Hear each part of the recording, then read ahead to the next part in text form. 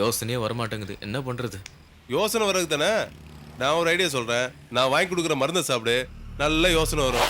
எப்படி வாழ்ந்தேன்னு உனக்கு தெரியல? தெரியும். வாழ்ந்துட்டு இருந்தாடா, இப்போ குப்பை மாதிரி ரோட்ல போறவளா கேவலமா பேசுறா. என்னதான் கௌசி நமக்கு ஆகாதவளா இருந்தாலும் அவ வயித்துல இருக்கிறது சுரேஷோட குழந்தை இல்லையா, இந்த ஆத்து வாரிசு. அது நல்லபடியா பிறக்கணுமேனு தான் என்னோட எண்ணம். இந்த இக்கட்டான சூழ்நிலையில நாம ஹாஸ்பிட்டலுக்கு போய் கௌசி பக்கத்துல இல்லைன்னா சுரேஷ்க்கு நம்ம மேல இருக்க கோபம் வெறுப்பா மாறும். அப்படி வெறுப்பா மாறிட்டா அவன் நம்ம மேல வச்சிருக்க பாசம் நிரந்தரமா போயிடும். நாளைக்கு நம்ம ஹாஸ்பிட்டல் போறோம். கௌசிக்கு குழந்தை பிறந்த உடனே அதை தூக்கிட்டு நம்ம வந்துட்டே இருக்கணும். அது நம்ம குடும்பத்தோட வாரிசு. யார் தடுக்கறாங்கன்னு நானும் பாக்குறேன்.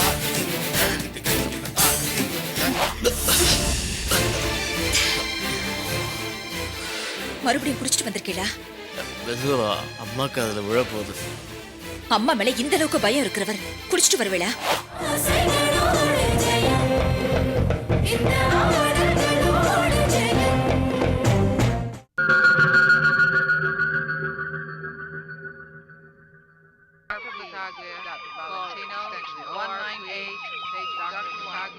என்னங்க, நான் உயிர் பழப்பேனா?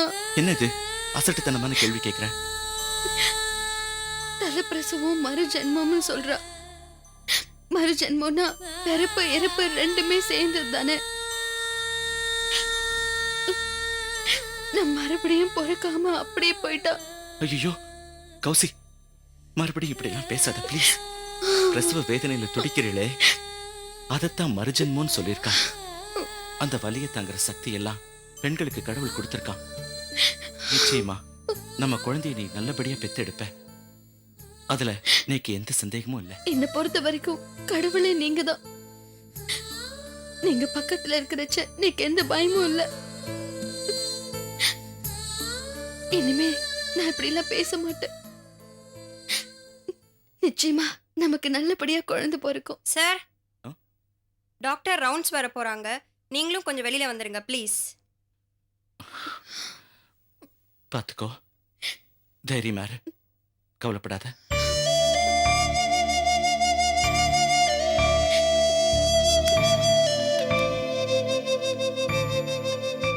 என்ன சுரேஷ், கௌசி என்ன சொன்னா? ரொம்ப கவலைப்படுறா, உயிருக்கு ஏதாவது ஆபத்து வந்துருமோன்னு பயப்படுறா. ஆறுதல் சொல்லிட்டு வந்திருக்க, இருந்தாலும் நீக்கும் கொஞ்சம் பயமா தான் இருக்கு. என்ன சுரேஷ், அவ எங்களோட தங்கங்கிறத விட இப்ப அவ உங்களோட ஆத்துக்காரி. பெருமைக்காக சொல்லல, உங்களை மாதிரி ஒரு உத்தம புருஷன் கிடைக்கிறதுக்கு அவ போன ஜென்மத்துல புண்ணியம் பண்ணிருக்கணும். இப்படிப்பட்ட புருஷனை அவ நிச்சயமா பிரிஞ்சு போக மாட்டா. குழந்தையும் கையுமாத்தா நீங்க 2 பேரும் இங்கிருந்து போக போறீங்க. இது நிச்சயமா நடக்கும். தேங்க்ஸ் மாப்பிள்ள, பத்திரமா பாத்துக்கங்க. ஏதாவது அவசரம்னா எனக்கு சொல்லி அனுப்புங்க. வரோம் மாப்பிள்ள. வர சுரேஷ்.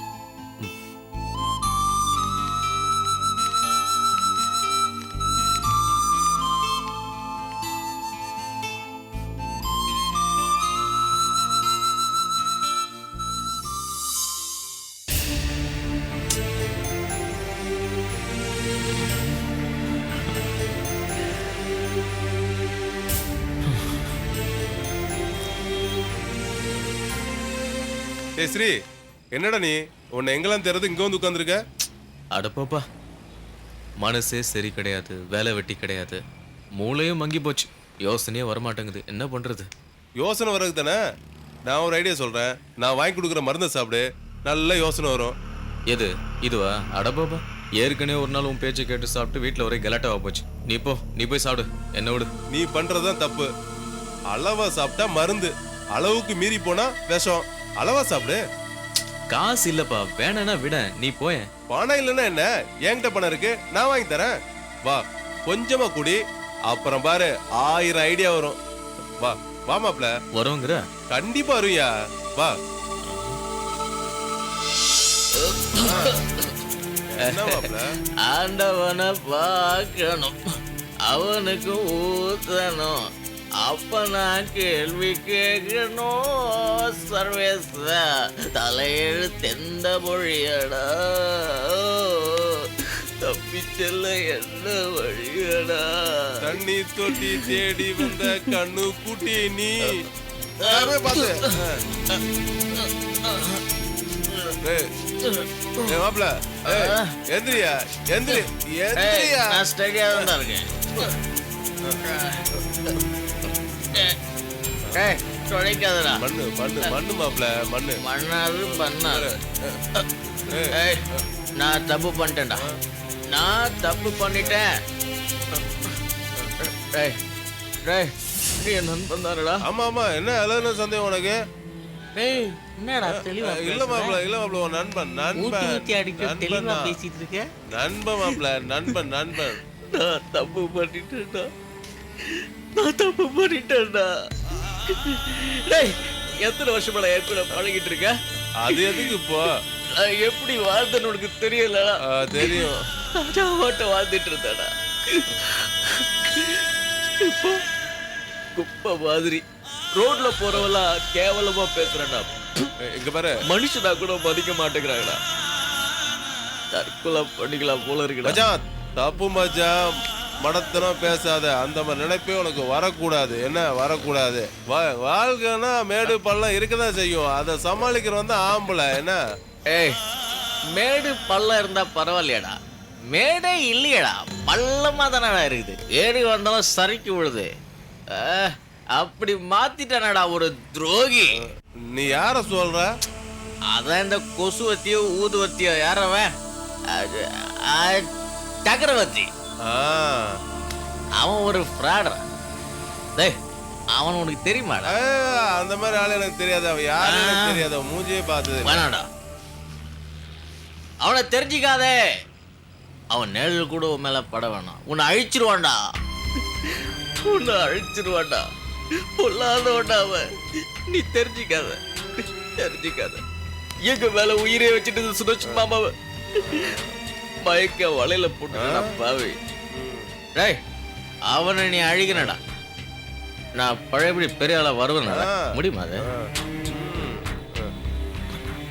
என் லைஃப்ல நான் தலை தூக்க முடியுமாடா நான் தப்பு பண்ணிட்டேன்டா நீ குடி டேய் நான் தப்பு பண்ணிட்டேன்டா நம்பாதே சக்கரவர்த்தியை நம்பாதே ஏய் மாப்ள ஏய் மாப்ள உட்காரு ஏய்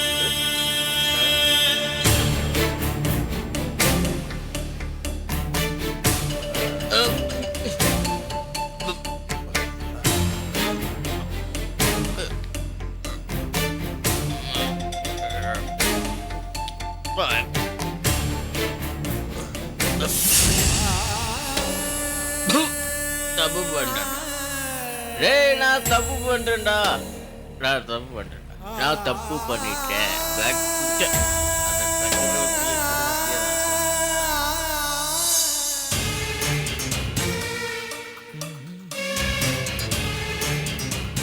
ஒரு ஃபோன் பேசணும் ஃபோன் ஒன்று பண்ணணும்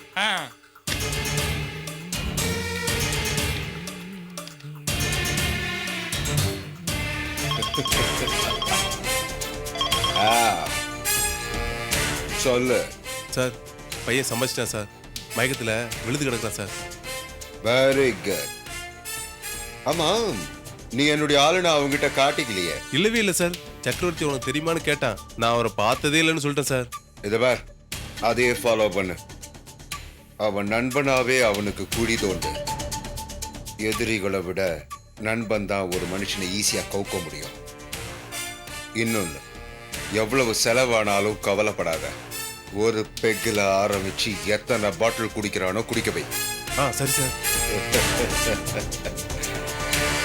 ஏய் நீ வெறும் கம்பெனிக்கு குடிக்கிற மாதிரி குடி ஆனா நீ குடிச்சிட்டு காரியத்தை கெடுத்துறாத புரியுதா எனக்கு படி அளக்குறோம் நீங்க உங்களுக்கு எப்படி சார் நான் வெரி குட் இத பார் அவனுக்கு அந்த குடிப்பழக்கம் தொடரணும் அவன் இதுக்கு அடிமையான பிறகு அவனுக்கு நீ வாங்கி கொடுக்கறத நிறுத்திடு அவன் குடிக்காக அலையணும் என்ன வேணாலும் செய்ய தயாரா இருக்கணும். மொத்தத்துல குடிக்கிறதுக்கு பணம் தேவைன்னு அவன் வீட்டுக்குள்ளேயே திருடணும். நான் சொல்றதெல்லாம் புரியுதுல்ல? புரியுது சார். ஆ, ஒழுங்கா காரியத்தை கவனி. புரியுதுல்ல? ஓகே, பாய்.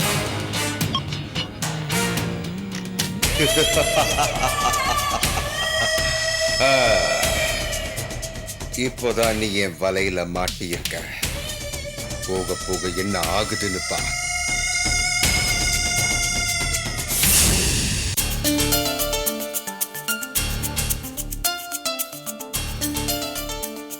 அத்தை, என்னது இது?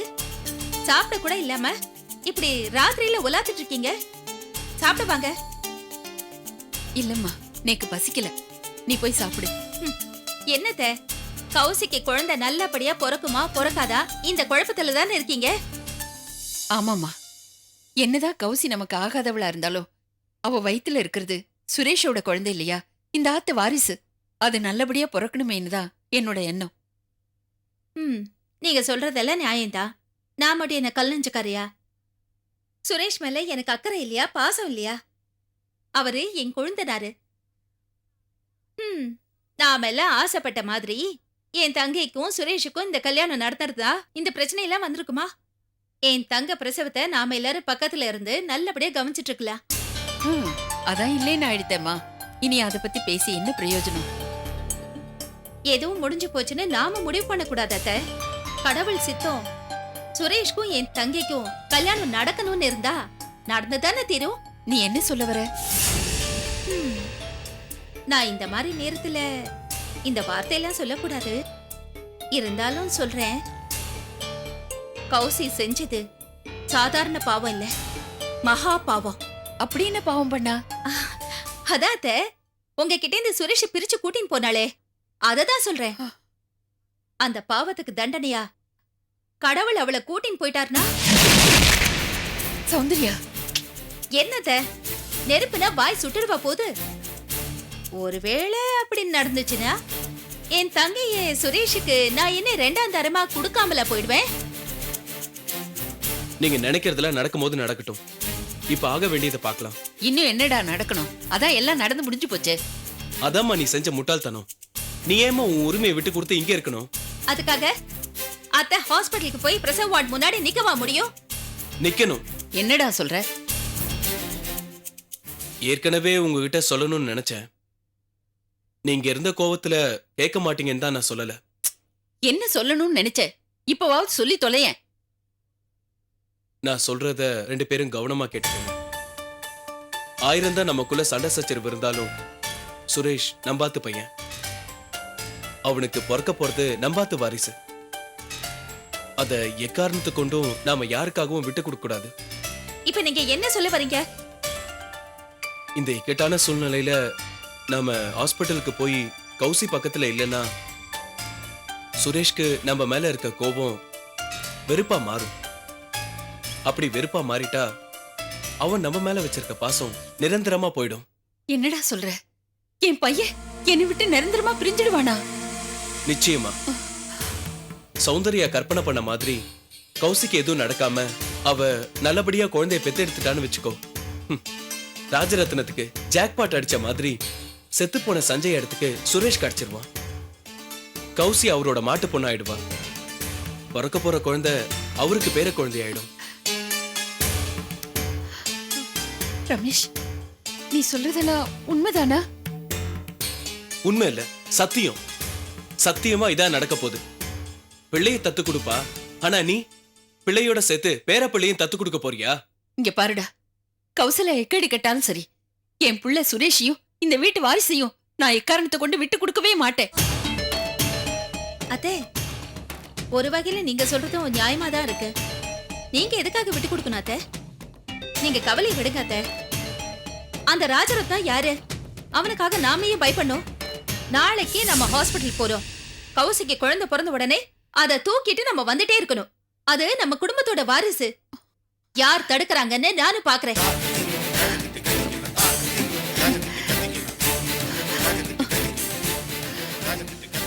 ஆமா, நீ நீ சொல்றது சரிதான். நாளைக்கு நம்ம ஹாஸ்பிட்டல் போவோம்.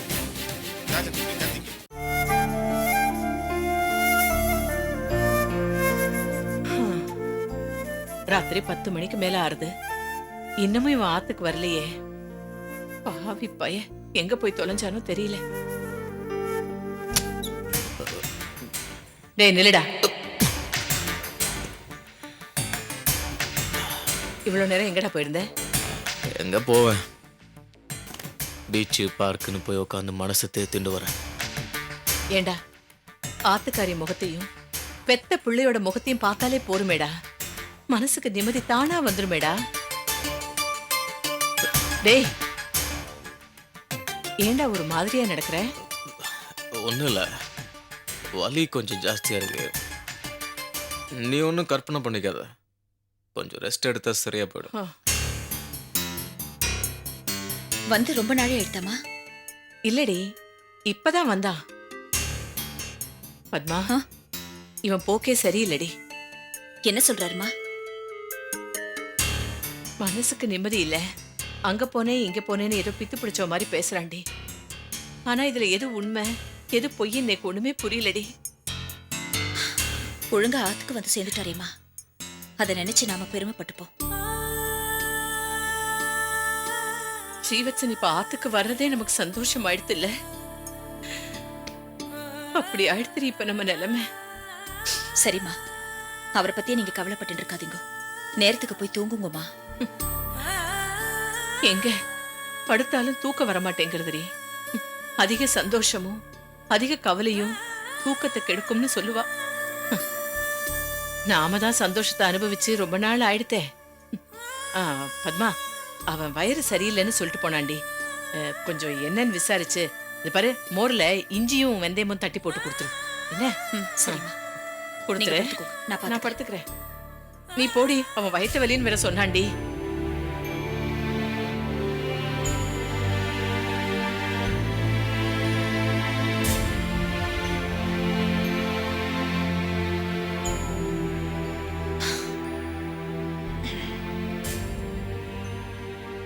என்னன்னா, வயிறு ரொம்ப வலிக்கிறதா? வெறும் வயித்தோட இருந்தா வலிக்கத்தானே செய்யும். மோர்ல இஞ்சியும் வெந்தயமும் தட்டி போட்டு தர, குடிக்கிறீளா? இந்த பக்கம் கொஞ்சம் திரும்புங்கண்ணா.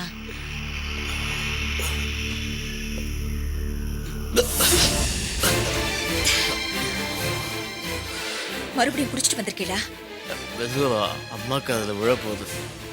அம்மா மேல இந்த அளவுக்கு பயம் இருக்கிறவர் குடிச்சிட்டு வருவேளா?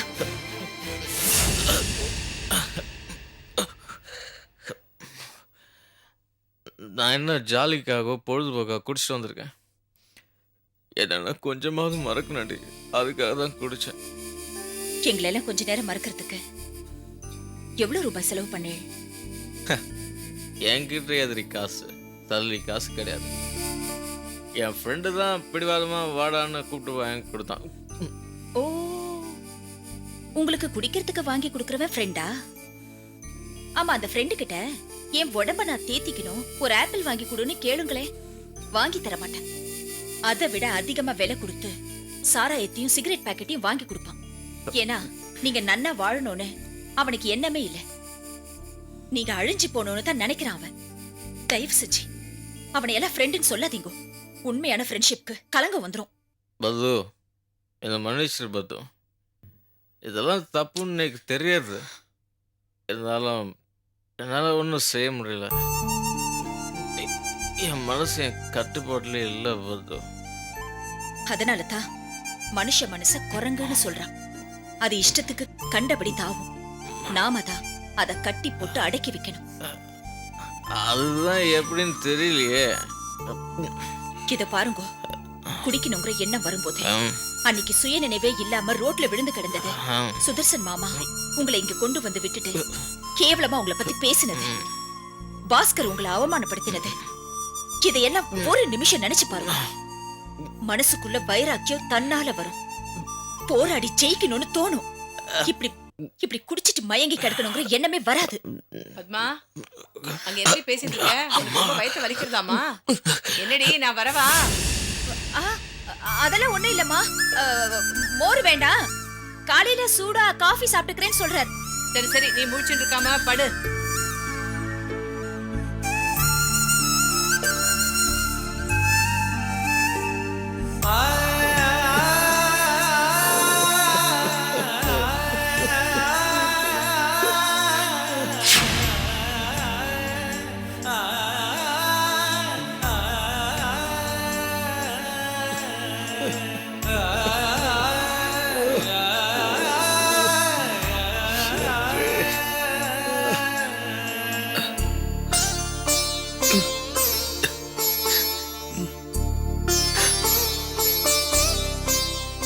சஞ்சய், என்னை விட்டு போயிட்டே இருக்கியா கூட தெரியலடா.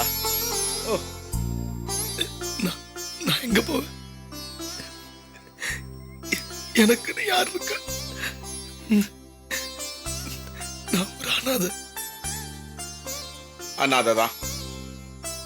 நான் இப்போ ஒரு அனாதைதான். உன்னை பிரிஞ்சு உன் நினைவாலே தவிச்சிட்டு இருக்கிற நான் ஒரு அனாதைதான். இல்ல, நான் அனாதை இல்லை. எனக்கு சொந்த பந்தங்கள்லாம் இருக்கு. ஆனா எங்க இருக்காங்கன்னு தான் தெரியல. எனக்கு தான் தெரியல. கௌசிக்கு நல்லபடியா குழந்தை பிறக்குமா, என் பேர பிள்ளை மூலமா உன் உருவத்தை மறுபடியும் பாப்பேனான்னு சொல்லி தெரியல.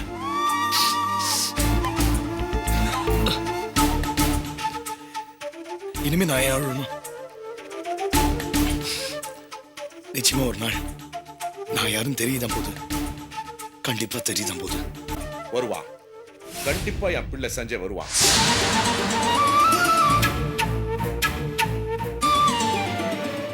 என் பேர உருவத்துல என் முன்னால வந்து நிற்பான். ஏன்னா நான் அவன் மேல வச்சிருக்கிறது உண்மையான பாசம். பாசம் என்னைக்குமே தோக்காது, ஜெயிக்கணும். பாசம் ஜெயிக்கணும்.